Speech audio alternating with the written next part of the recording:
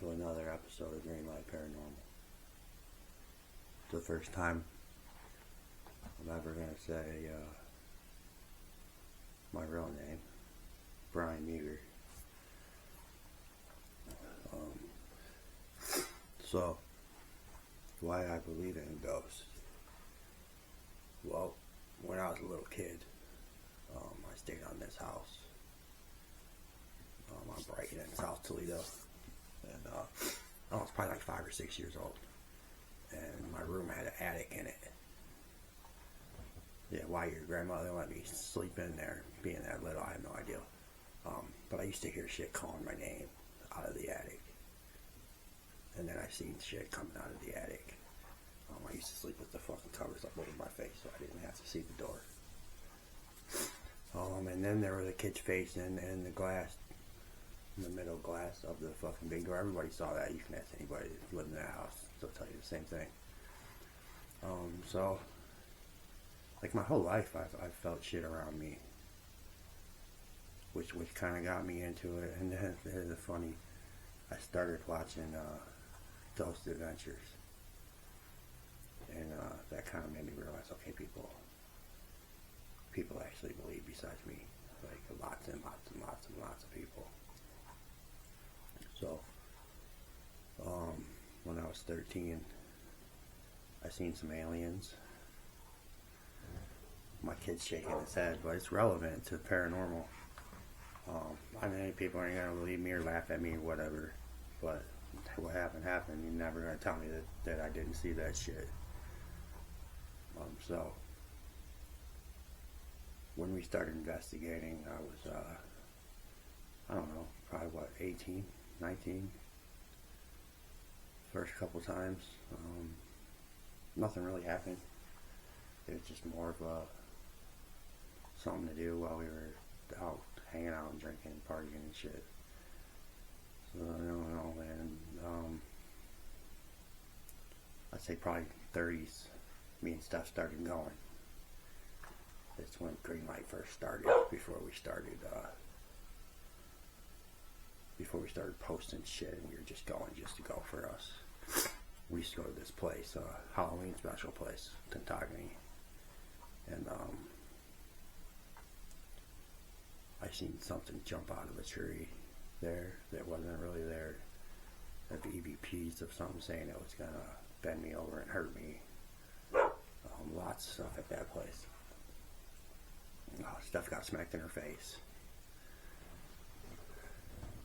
It's funny, but it's not. It really ain't when there ain't nothing there and something fucking touching you and talking to you. It just kind of freaks you out. We started going to this battlefield in Perrysburg. Wish that dog would shut the hell up. My bad, PETA. Fort Meg's battlefield. And I'm pretty sure that's where I got an attachment. Either between them two places. We were going to them two places every night for fucking years. Not long after that, I started seeing and having weird dreams about shit attacking me and demons, and then my heart went out. And I had to have open heart surgery, and I still believe that was from an attachment. Well, here's a funny story. When I had that open heart surgery, I had a dream. I was in a coma for like, I don't know, what was it? Like 9 hours, 10 hours or something. They couldn't wake me up. I had a dream that I had a dinner meeting, and I'm sitting at the head of the table, and Jesus is sitting over here, and Satan's sitting over here, and they're talking to me about whether or not I should be allowed to come back in my body and come back to Earth, my family, and all that. And of course the devil wanted to take me. At that point in my life, I was probably going to hell, because I did a lot of bad shit, a lot of stupid things, just hurting people for no reason and stuff like that. That's not for this channel. And Jesus made me promise that if I tried to start doing good, just try. That he'd give me another chance. So I said, okay. At that point I got clean and this and that, and we stopped ghost hunting for a little bit, but they were still around. I still see them right now to this day. There's still something standing in my corner right now. I see it every night. My kid got involved in some stuff with me. House in the West End we lived in. That basement, there's something wrong in that basement. I'm glad we don't live there no more. I got a story about that basement coming soon, probably about 5 minutes in your video, son. Yeah, so he'll tell you about that because it affected him a little bit more than it affected me, but there was definitely something down in that fucking basement. I used to sleep down there too. But, kid got into it, and then just the drama of the ghost, and probably we were all attached to something, and the analytics. The last time we tried to start a channel, we just started arguing and it fell through, and this time we kind of made it a point to not do that, and to, if we can stick together and do this and try to make it happen and try to show people that this stuff is real. It's not about trying to prove science or any type of shit like that for me. It's just for the same reason I got into it. You're not alone. It's there. And if you can avoid it, I would. I wouldn't go looking for it unless you absolutely feel like you have to, because once they know you know, that's curtains. That's probably Steph. It's curtains from that point on. But I look forward to taking you on our journey. It'll get better. The only reason that it hasn't been super crazy is because they won't let me get aggressive and talk shit to the ghost.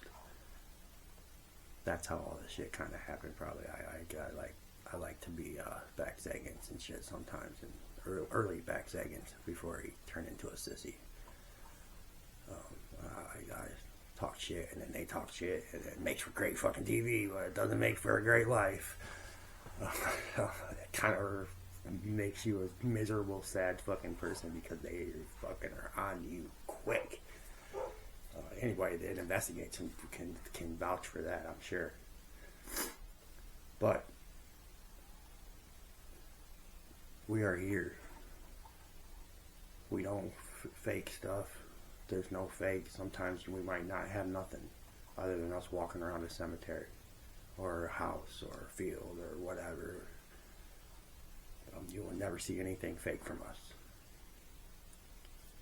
So, God bless you guys. Keep watching. And this is my story. There'll be more to come, but this is what I'm going to give you for now. So, Bak Zagan just discussed his part of the story and his go around. And that's kind of segueing into my part of the story, sort of off the stuff that we're both involved in. I'll get into some more stuff that no one really knows about.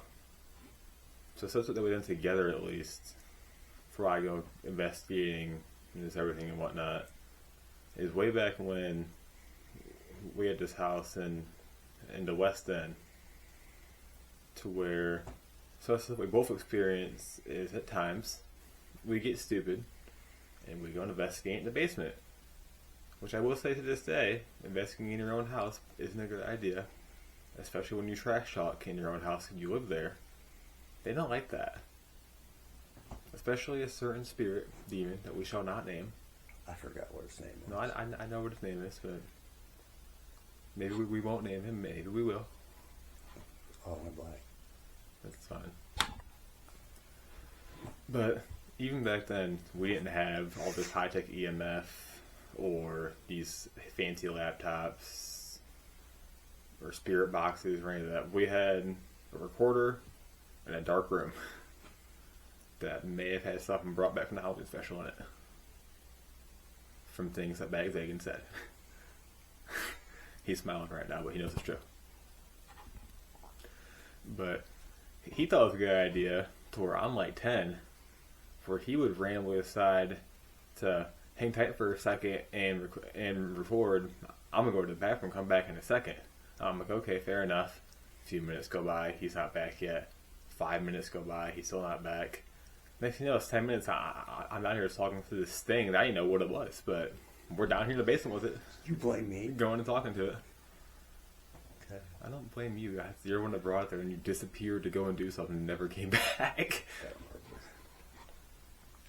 So, in the corner of this basement, there's this weird, demented closet portal hellhole thing that my grandmother decided not go and put a door on, but covered it with this rinky-dink ass rag thing. It might have been haunted itself, honestly. I don't know where she even got it from.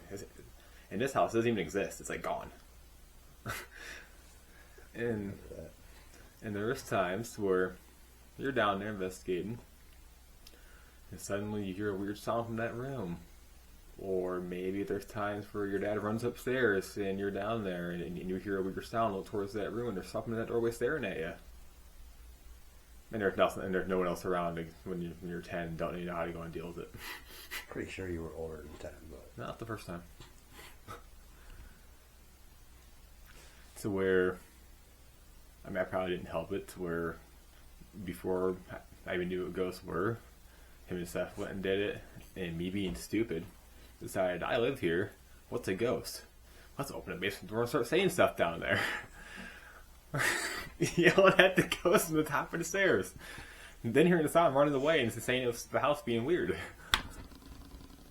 Yeah, they don't like that when you actually go down there after doing that for a while. Well, which is probably why they didn't like me in specific. So then after that, segue forward, I don't know if it was the same ghost, different ghost, I don't know, the house was haunted, I don't know why, there was something there. There was probably a portal in that basement, honestly. I think the guy that lived there before us died in the house. But one time, I was also downstairs watching Ghost Adventures, and walked upstairs to go to the bathroom. There's nobody home. Well, I think Grandma might have been on the computer playing a game, but she was also doing her own thing. They were at a hockey game or something at this time. So, Zach Bagans, we want to call him, goes on commercial. So I go upstairs to go and do something. And after I finish what I was doing, I get ready to walk back downstairs. And in the old house, there was a bathroom here, and there was my grandpa's room here. I opened the door of the bathroom after using the bathroom, doing whatever. And I got ready to walk downstairs. And usually I don't care. I just walk downstairs. This time I just had a feeling, let's look in there. I mean, the door was open, so I had to go my way to do it. I just happened to glance up. And behind his bed in the corner was this weird all-white figure with green eyes. I don't know if it was a demon, a regular ghost, or what it was. I mean, it had demon eyes, but it wasn't like your usual ghost figure, because usually they're not all white. That's why it's kind of confusing. I don't know what that was. Honestly, it's probably what lived in our joint connected closet. To be honest about it. Yeah, they're everywhere. We're probably in that joint closet. Where that door didn't open under any circumstance. It was chained shut. It was chained and padlocked shut at all times, so I had to go and get something out of there. Because it banged and shook and did whatever else. And nobody believed me. At all. I think he says he did, but I don't even really know. I didn't think I was up. I was like 12 and he was just saying that so I go to bed. And quit banging on his door. I believe you. Yeah, okay. I did. I just didn't want to add fuel to the fire. You had to sleep in there, man. But then, here's the biggest story, which I don't even know if I should go and share this story because we live in the same house that it happened in. A few years ago, even Bak can testament to this, that he was out here during it. To where it was, I don't know, midnight. I'm trying to go to bed to go to school. I don't know why he was sleeping out here, but he was sleeping out here for some reason. It's surgery. And suddenly, just out of nowhere, there's this random bird. And this bird, you're thinking, oh, it's midnight, why is there a bird? But the thing was, there's no bird in the house, but the bird coming from inside the house, the kitchen actually. Right above his little pull-out couch bed thing, to be exact. To where the picture doesn't exist, we actually had a picture of this bird at one point in time. It doesn't exist anymore. Yeah, we did. It was on an old phone that we don't have anymore for Yeah, it might have fell in the river or something. Good chance. But what this bird did was for about an hour that night, it sat right where it was at and just chirped constantly. It's sure fucking To where I heard it. I didn't go investigate. I'm like, I gotta go to bed. I ain't walking out there. That's not my problem. He's sleeping out there. He'll take care of it. And so as a result, I just went to bed and didn't care. The next day, he wakes up. Oh yeah, I had the same bird. He's like, you douche. You could have wait and said something, so it wasn't bugging me all night.